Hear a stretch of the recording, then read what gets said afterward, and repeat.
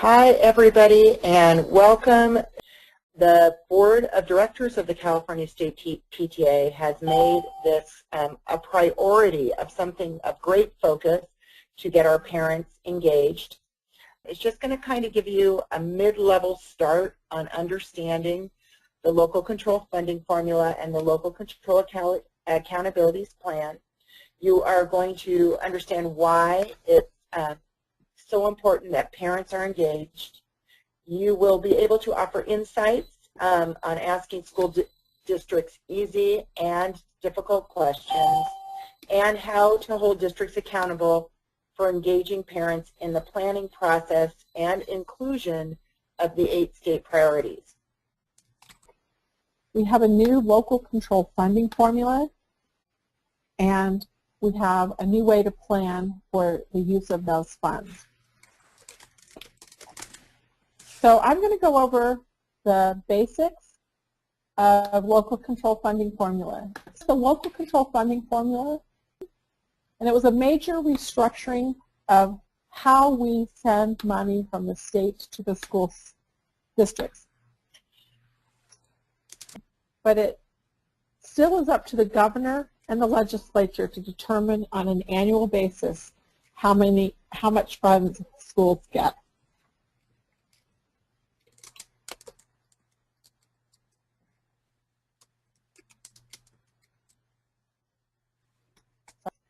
So this is what local control funding formula looks like as it goes to school districts. The per pupil funding under local control starts with a base grant, and the base grant is adjusted for grade level. So the grade K through 3 adjustment includes the class size reduction funding, and then high schools get more money because it costs more to run a high school education program.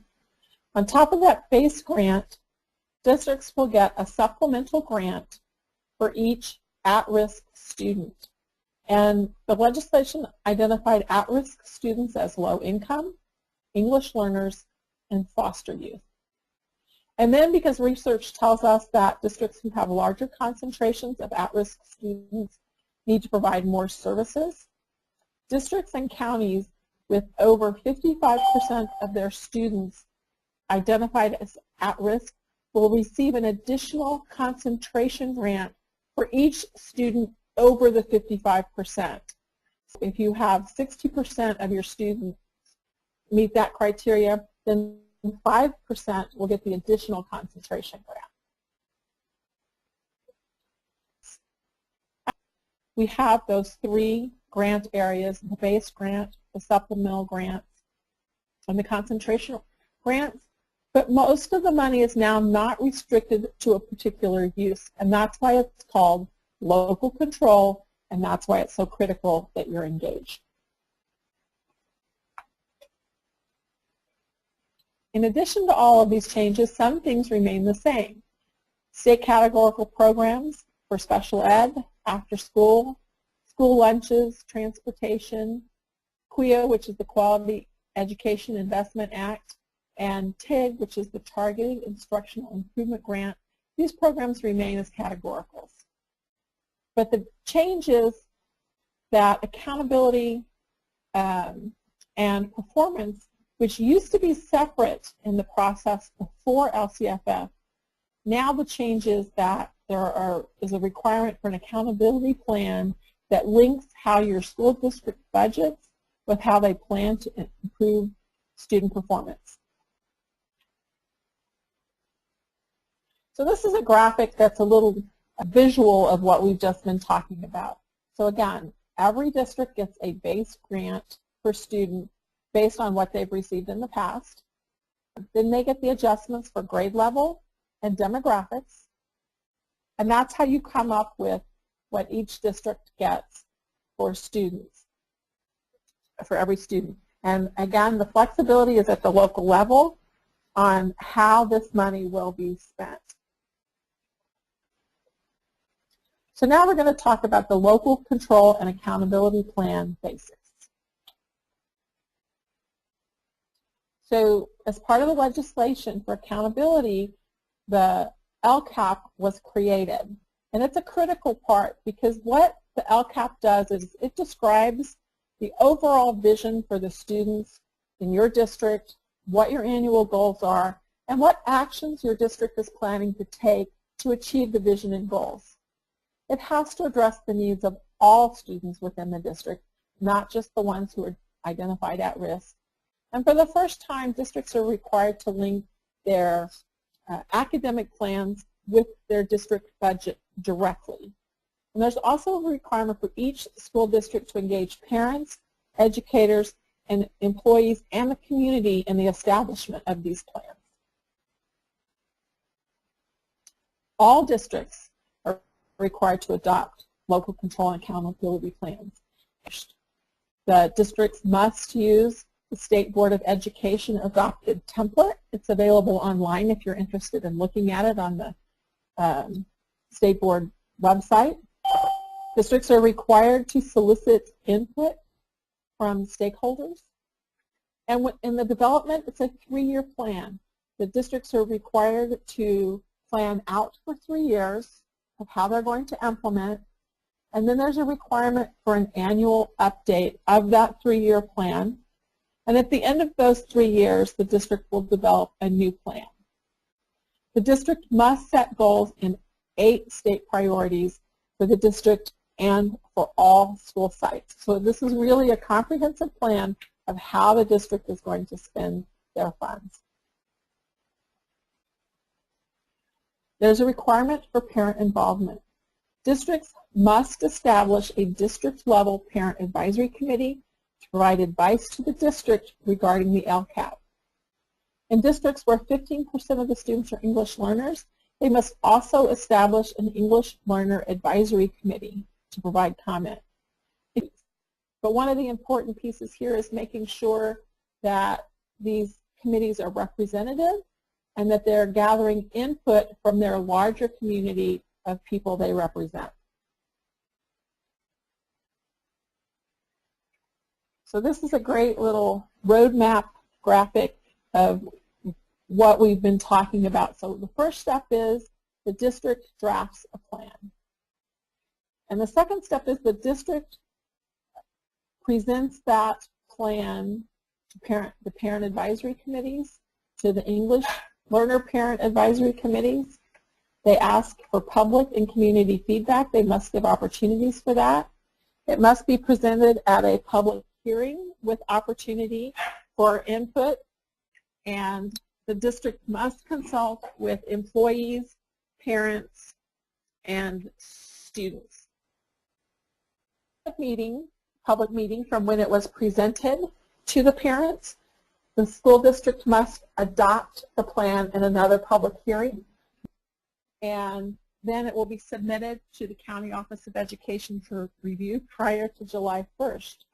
So here you need to look at the schedule of school board meetings in your district.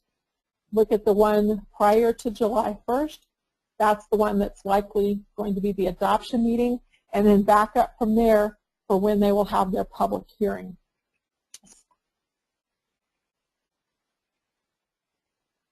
So this is what the accountability plan has to include. So when you look at the accountability plans and what must be included, each district must have a plan with goals and actions they're going to take to achieve the goals related to the budget, and they have to have it for the district and for each school site. Additionally, they have to address the major student groups and what the goals and actions are for each of those groups. For each race and ethnicity, for low-income students, for English learners, disability, for foster youth. So even though certain groups have been identified as at risk and are qualified for additional funding, this is a plan for all students in the district. And it has to address all 8 priority areas of the state. So it's important that we ensure that all of these are included, because this will be the basis for accountability going forward. And again, that's why your voice is critical, and that's why we're working to get parents knowledgeable and engaged, and looking forward to this process because it's a great opportunity for the parent voice. LCFF as it aligns so closely what state PTA has been advocating for many years, what our goals are, what we advocate for on a regular basis. So the needs of vulnerable children, the access to a full curriculum, effective teachers, all of these things are state priorities. We're especially excited that the state has named as one of the 8 areas of priority parent engagement. So this is an important piece to make sure is in the plans so that there is a method for accountability later, because what districts will be evaluated on is what their goals were and did they achieve them. And therefore, it's really important that these other areas beyond just our English language arts test scores and math test scores, this is a much broader picture of how schools are doing, what we can do to help students succeed. So we're very excited about the opportunity. So now let's dive a little deeper into the state priorities. What are they? Well, if you look at your screen, they are student achievement, student engagement, other student outcomes, parental involvement, course access, implementation of state standards, basic services, and school climate. We can look at the 8 state priorities as they are laid out in the LCAP template developed by the State Board of Education and are required for use by districts. We can see that they are laid out in 3 categories for planning purposes. Conditions of learning, those 3 categories are conditions of learning, student outcomes, and engagement. Each area must be addressed in the LCAP for each school site and for all subgroups. So it's our responsibility to really get familiar with these 8 state priorities in the LCAP because this is how they'll be measuring student success. So if we look into conditions of learning, that category, you'll see that the 3 state priority areas under that category are basic services, implementation of state standards, and course access. Basic services is essentially a way in which schools can meet the Williams settlement so that all students have access to facilities in good repair and updated books and materials, that those materials are aligned with state standards. Another way that they'll be measured is how many of the teachers are qualified and appropriately assigned. So they'll be looking at the rate of teacher misassignment. Implementation of state standards. Again, those standards would be Common Core state standards, English language development standards, and next generation science standards. And for course access, student access and enrollment in all required areas of study. So the questions you might ask are, how old are our books, our buildings and facilities in working order? Does every child have access to a computer? Another question around course access might be, does every child have access to arts education? Have we thought about training teachers in arts integration, which exposes students to the arts while meeting Common Core state standards? Have we thought about hiring a visual and performing arts coordinator? How can we rehire some of our physical education teachers to provide students with access to physical education as a required course of study? So the next category is student outcomes, and under this category we have student achievement and other student outcomes.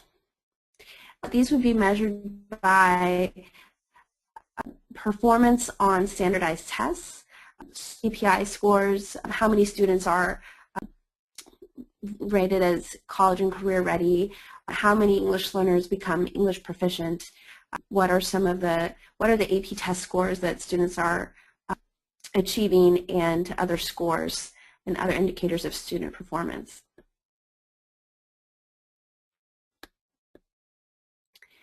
And then finally, the third category is engagement. So under here, we have student engagement, parent involvement, and school climate as the 3 priority areas in this category. Ways that the LCAP will measure these are what are the current efforts at the school or school district with parent involvement? How is the school promoting parent participation? As far as engagement, what are the attendance rates of students? What is the rate of chronic absenteeism? And that means missing more than 10 days per year or 2 days per month. What are the rates of middle school and high school dropouts? What are their graduation rates? School climate is really a category that measures connectedness and safety at school, and it will be measured by student suspension rates, expulsion rates, and other local measures. Again, these are all laid out in the LCAP, but we as PTA could also put forth recommendations of other ways that these priority areas could be measured. School climate would also be measured by parent and student responses on surveys like California Healthy Kids surveys or others that measure school climate. Some questions you might ask around school climate could include, how do we define an absence? What are factors that are contributing to our students being absent or chronically absent? Is health a factor, for example? And for student engagement, are the arts a way for us to make sure that more students are engaged because it enhances the learning of other subjects and really engages oftentimes English language learners? How can we improve or increase the effectiveness of our arts programs so that more students are enrolled?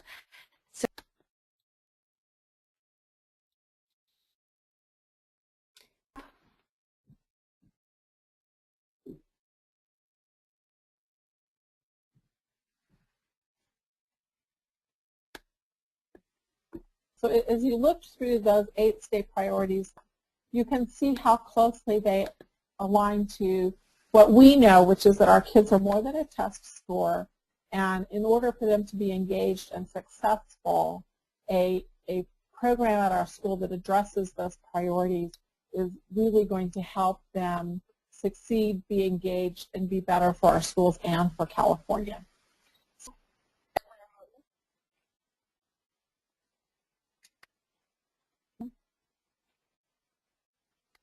We just want to really focus on the fact that we believe that LCFF and LCAP are huge opportunities for us as parents.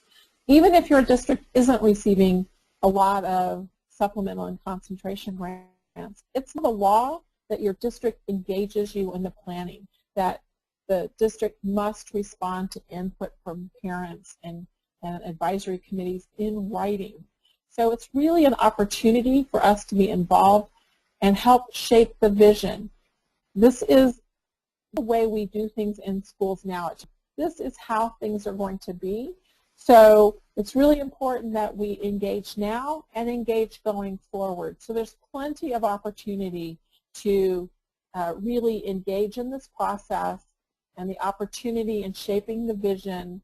We might not get what we want. We might not get our art teachers back right away, but as funding is restored, as the plans are reviewed, it's really an ongoing chance for us to make sure our kids have what they need to succeed. This is a huge shift. It's a change in the way funds are distributed to schools. Hopefully, there's been a lot of rollout in your district, but we know there's a long way to go.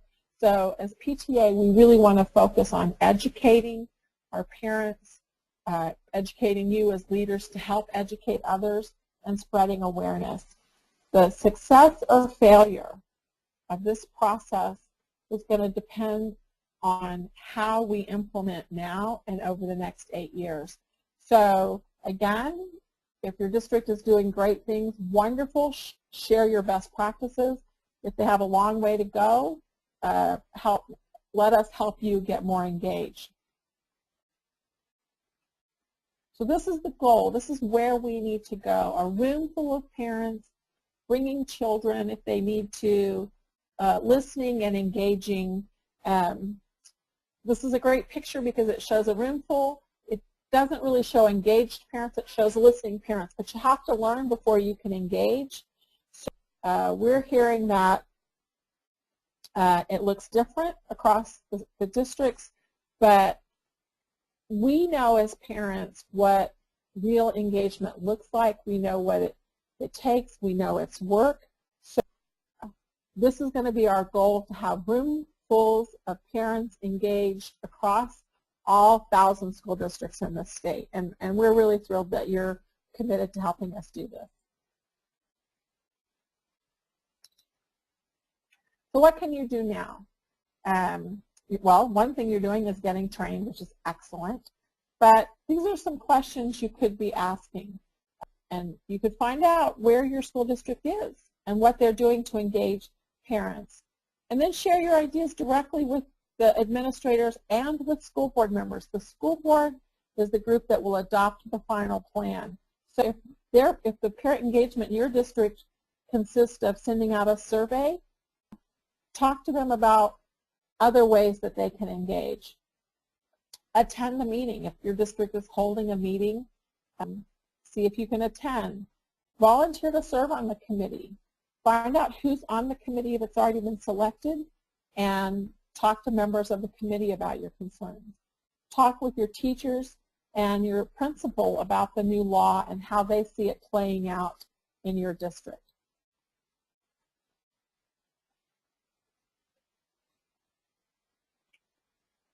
Talk to other parents and talk to your PTA. Go to your school district's website, and that's a good place for information. Our own website, www.capta.org/LCFF, we have a new website that's going to take you directly to our materials and learn more about the 8 key areas of the local control and accountability plan and how they can help your child succeed. And when you look at those 8 priorities, you're going to find parents who have passions for different areas, and that's going to help expand the process, because some parents are going to really be engaged on school climate. Some parents are really going to be engaged on the implementation of Common Core, the next generation science standards, the new assessments. So you don't have to be an expert in everything, but as we engage parents and get them more familiar with the process, then they will be engaged going forward. Specific questions to ask that are pretty critical and time sensitive is, what is your district's timetable for creating the LCAP and the budget?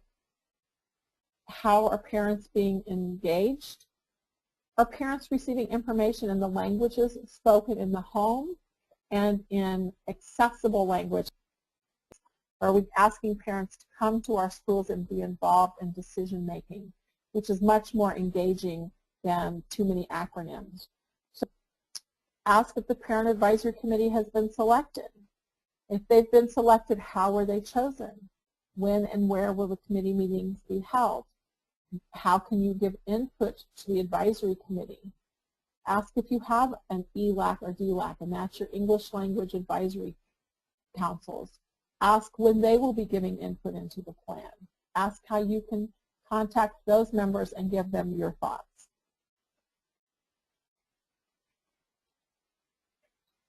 Additional questions. How will it be shared, and is it active outreach or is it passive, such as posting just on the website, or is it going home with children? Are there parent meetings? Is it posted on the website? Is newsletters, Twitter, Facebook?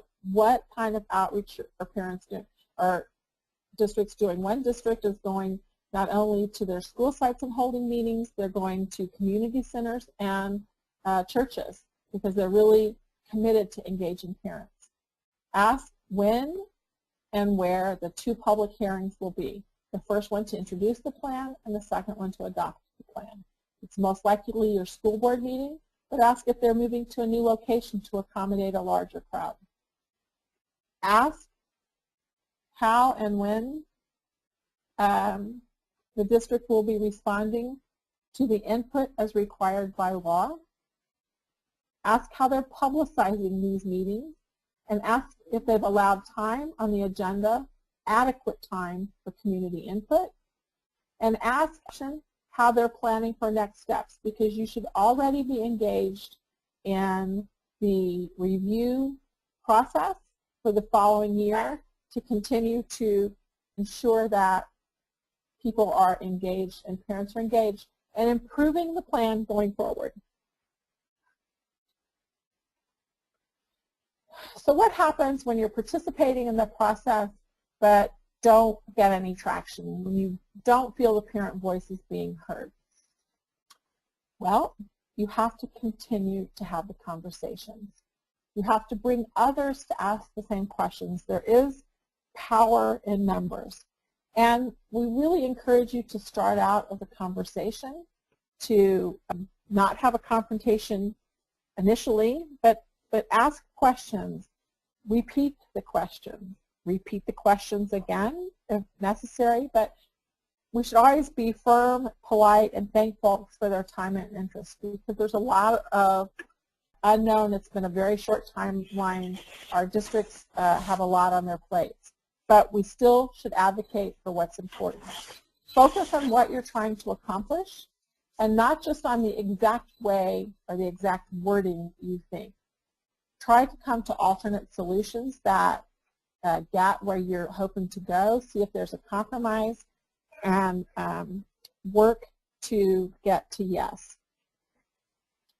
You really have to persist. You can't just walk away.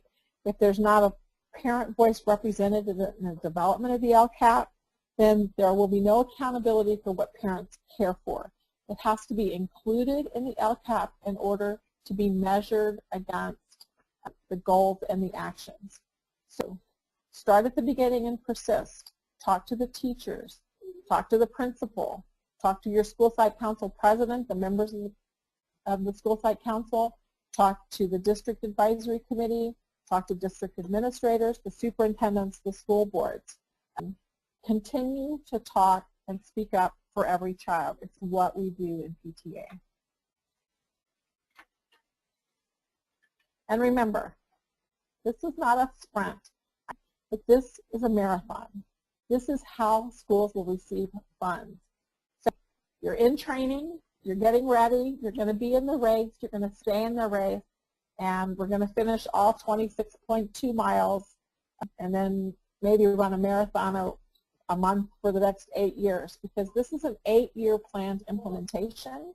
So it's really critical that you begin to get informed, that you plan to get involved, and you stay involved as we have this huge opportunity for how we change how we distribute funds to schools and how we engage parents in the planning and decision-making process.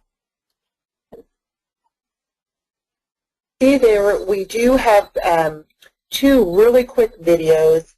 There are 2 minutes total between them, one in English and one in Spanish, and they are at that URL, which we've created just around the local control funding formula, so capta.org/LCFF, and I am going to encourage you to watch those. So also on that website, I want to let you know that there's plenty of downloadable material. There's some quick information guides. I believe they are currently in English, Spanish, and Chinese, and they are all available. Everything is downloadable and accessible to you on the website. Also downloadable on the website is the PTA National Standards for Family School Partnerships Assessment Guide. This is a great guide for school districts around parent engagement with research-based materials and information about how to engage parents and how to measure that engagement. It is based on extensive research, and it was developed under the guidance and support of prominent educators. California is fortunate to be partnering with National PTA in making sure this is accessible to school districts throughout the state of California.